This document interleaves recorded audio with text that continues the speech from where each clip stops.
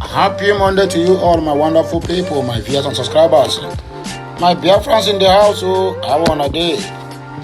Happy new week, happy Monday, and happy new day. May the Almighty to God may bless us all. In this new week, we shall never fall a victim of any kind. In this new week, and also this new day, Nigeria, with their officials, with all their rulers, will never happen to any of us. Because Nigeria now have become a deity, whereby if you want to call somebody and you tell that person, may Nigeria happen to that person, I swear to God, you and that person go fight tire that day. Or I go fight, even 1 week, that fight never finish. So Nigeria now have become a deity. For anyone that want to swear, you can use Nigeria to swear. Believe me, you. That thing we swear using Nigeria must only come to pass. So my prayers to all my fans out there, whether you hate me or whether you like me or you comment good or you comment bad, is that may Nigeria and their government never happen to any of us in this new day, in this new week, and in this new Monday. So shall it be. Chukwu Okeabia ma onye premier niile must surely confirm this word. Ekekere ụwa, ndị ichie na ndị ọzọ, eze nwanyị ndị nwe mmiri ma ndị nwe enu ana. Onye anyị na-akpụ ka oge niile so abụzie na ife white church and or whatever it's being called. It is high time we go back to our lineage. It's high time we trace our root as the Igbos. Before there is all these churches, either a new generation church or old generation church, our people have been answering Chukwudi, Nnamdi, Uche Chukwu. Chukwu means God. So does it mean that before those white men people come bring their so-called white church, they want us to follow all their rules, all their guidelines, all their trajectory, but they are not following our own? Yes, now. What is a white wedding doing in Nigeria or in the most of the African countries? Have you seen any white where they are doing their wedding and they say, oh, we need to do traditional wedding of Ebanku? Have you seen that? The same people who force us to believe what they believe, who force us to accept Bible. In UK now, there's some part of UK now that is agitating. There's some portion of Bible they want to be erased entirely. That portion of Bible is against what they believe. The same people who force us into believing what they believe are the one now forcing the whole Africans to legalize LGBT, which means lesbian, gay, bisexual, and transgender into our own society. The same people who force us into believing what they believe, into accepting their own doctrine instead of what we are being used or what we are born into, are the same people who legalize same-sex marriage in their own. I beg, that Bible where they bring to us, where they force us to accept as the way of worshiping God or following Christ, is there any way that is being written in that Bible that anyone, you must go a man will get married to his own fellow man, and a woman will get married to her own fellow woman? Well, that is their own tradition, and let it remain with them there. Let them stop fucking Africans to follow what to believe what they believe. In other words, what am I saying? What I'm trying to say is this: that my prayers today, Oga Wogene, for ndị ichie ndị nze na ọzọ, ekekere ụwa. Have you ever gone to this thing before? What do they call it? All these white garment churches. Before they pray, they will tell you ekekere ụwa. Onye a na-akpụ ka oge niile. Mana white garment church na-emegozi all of them, even mechanic gwaza ma ndị bụ ndị ara. Anyway, whichever it is, I beg, I don't want to talk past my boundaries. It's like I don't talk too much. Make gonna hear this headline before we proceed. This one is coming from the state of Hope Uzodinjo, and I still remember that Supreme Court governor. The only Supreme Court governor that we have in the whole wide Nigeria is Hope Uzodinjo, from 4th to number 1st Supreme Court governor. This one is coming from his own state. I want to make on see his own reaction of the sit at home going on in Biafra, which is going to end today. So let us see the headlines and we can proceed with other news. Sit at home, government set ablaze buses, paralyze economic activity in Imo State. Well, before I move ahead, let me tell you people categorically, whatever that happened in Imo State, Ebonyi State, and Enugu State, whether it is shooting or whatever, government hand have already in it. they have already hijacked this at home, making it look like the Biafrans are violent people, making it look like we don't respect the rule of law or we don't respect the human feelings or human rights. That's exactly what they did during the 20th of October 2020 by hijacking the NSAS protest. Now the government have hijacked this at home. The only way we can avert it now and to remain relevant is for Simon Ekpa. Let him hear me and hear me clear. I don't care anybody coming to attack me. Let him stop this sit at home. Government have hijacked it. Unless he knows about those people that doing all those things, that they're forcing people to sit at home, then let him come on a live video and tell us, yes, he's aware of them. If not, then, or even if he's aware of them, that means he's working with the government to make Martin Nandekano to spend the rest of his life in DSS dungeon. And that's exactly what they are doing. Let him all these things that have been happening, the shooting, the flogging, and the rest of them, the video have been compiled and been documented, sending it to the international community. Look at the people they want to listen to. Look at the people they want to give referendum. That if you give the referendum, they will tell you they will kill themselves. And all these people are being like, it seems like they care so much about the blacks or their lives. They will tell you, okay, I don't want them to waste their life. In other words, they have no referendum for them. Nigerian government have entered in this at home. They have hijacked it. Simon Ekpa should be guided and take note. That is my own. Another one we have here is sit at home. Police don't have 15 suspects over shooting in Ebonyi State. If you don't know criminal, there's no how you are going against the criminal. These are the people, after they shoot finish, they will then go to Bola. You know, all this a place where guys, they just gather, they doing anything here. If you know it tonight, they will arrest all of them, present it before the public and say, look at the one that shoot. My dear, the one that have shoot are their own security personnel, which disguised as unknown gunmen and attacking the people. Maybe they will not kill, but they will make it look like, look at the Biafran people, they are not peace-loving people as they claimed. So please, anyone that can advise Simon Ekpa, and not say that he should not go ahead with his brutality or whatever he want to say, anything he want to do, but this is at home should be suspended for now because the government have hijacked it. That is the way I see it, and that is my own opinion. I don't know, whatever your own opinion is, that is left for you. This is democracy, and I have right to my own opinion. You have your right to your own opinion. That is the way it is. So my wonderful people, let us proceed with the news we have for us this very day. Suspected factional member of the outlawed indigenous people of Biafra, according to the news, not me said it. They said outlawed, which Biafra is never outlawed and never a proscribed. So leave all these newscasters or news writers. They can write whatever they like. IPOB, enforcing a sit-at-home order on Friday, burned down 2 buses at Eke Obolo in Isialambaro local government area council of the state. Similarly, men on a Sienna car blocked Onisha Road around Irete Market axis, precisely around 8 p.m. on Friday, when traders were returning home, shooting sporadically for hours, causing much tension in the entire community. The question there is, the government that are forcing people to go out there for their normal businesses, the government that are forcing everybody, if you don't come out, your business will be taken up and you will be hijacked. You will not see them when all these people are operating. But after operating, they will tell you they have got them arrested. My dear brother, my dear sisters, foul. These are liars from the pit of hell. If they so much care about what is happening or for the security of life and property on this enforcement of sit at home, they're supposed to be engaging these people fire by fire. Each time they are shooting sporadically on the air.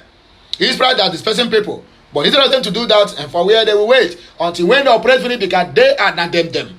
Now see them will come out now and wear uniform and begin to go to Bola, wave guys, all of them now they are criminals, whether they are criminal or not criminal.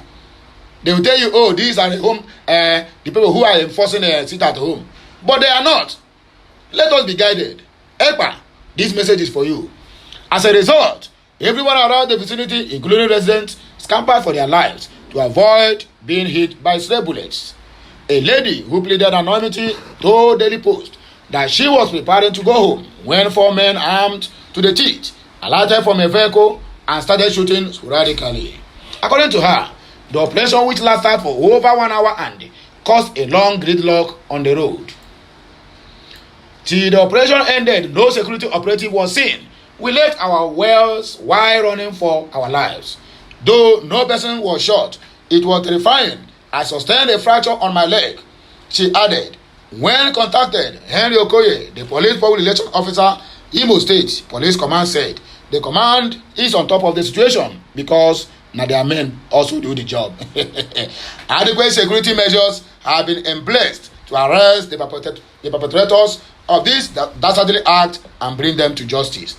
I want to use this medium to admonish the various stakeholders of Imo State to warn their subjects as Imo Police Command will not hesitate to deal ruthlessly with any subversive criminal syndicate or individual caught enforcing the unlawful sit-at-home order. Members of the public are advised to go about their lawful businesses without any form of fear or intimidation, and at the same time remain vigilant and swiftly report any criminal-minded elements seen enforcing the unlawful sit-at-home order, as if when they call you people, you will answer. Sit-at-home, police don't go parade people wey no do anything, innocent people, calling them they are the one that is enforcing sit-at-home or the one that is shooting guns all around. Never, they are not the ones. The police on Friday announced the arrest of 15 persons suspected to be involved in the shooting by alleged members of the Indigenous People of Biafra IPOB on Tuesday at the night New Market and the Isheke axis of the state. The suspect, while trying to enforce the 7-day sit-at-home order by the IPOB, shot sporadically at residents, preventing many from leaving their homes. The Commissioner of Police in the state, Mr. Falaye Oluyale, told reporters in Abakaliki that among the 15 suspected arrests from the hideouts were 2 herbalists, Okudele Otoezi and Nena Ale. They have attacked our area commander and burnt our vehicle. They have been terrorizing the state. On July 4th, they came to Isheke firing sporadically, and that was on Tuesday. I want to tell you that 15 of them have been apprehended together with their herbalists. We recovered arms and charms of different types. Olayale said the suspects were preparing for another attack on Friday when they were arrested by the police. This shows that our officers are dedicated to their duties. The arrest was made possible by our men through the information we got. While warning all criminal elements to stay clear of Ebonyi, the police said one of the herbalists arrested claimed he was forced to join the gang. I did not know that they wanted to operate in Ebonyi. They came to me and requested medicine and I gave it to them, after which they forced me to join them in the bush for further preparations. Please, I was forced to follow them after I gave them the medicine, Otu Z claimed to News Agency of Nigeria. Court is an arrested man who spent 13 years in prison for murder. The accused killer in Germany's so-called bathtub murder has been acquitted at the retrial after spending more than 13 years in prison for the alleged crime.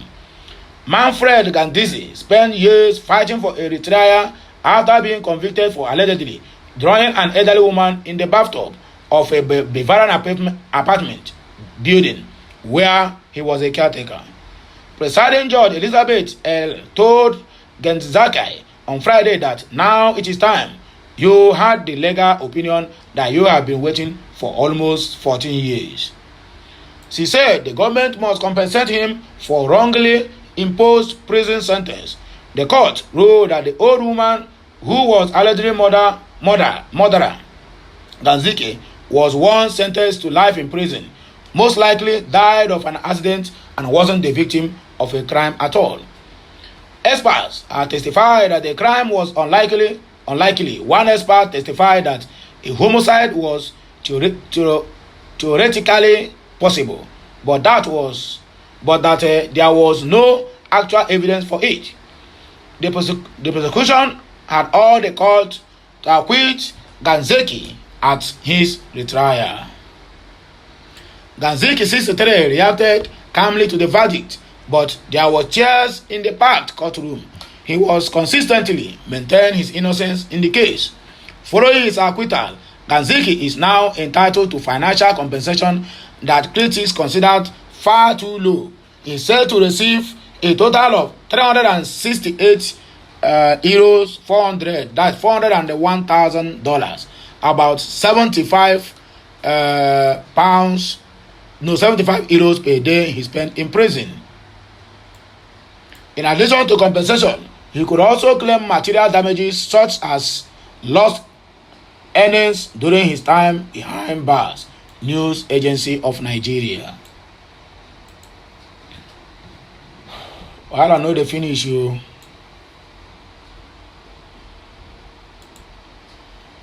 UTME fraud. She learned from our leaders, according to our able Charles Oputa, Abichukwu Emeka Oputa, also known as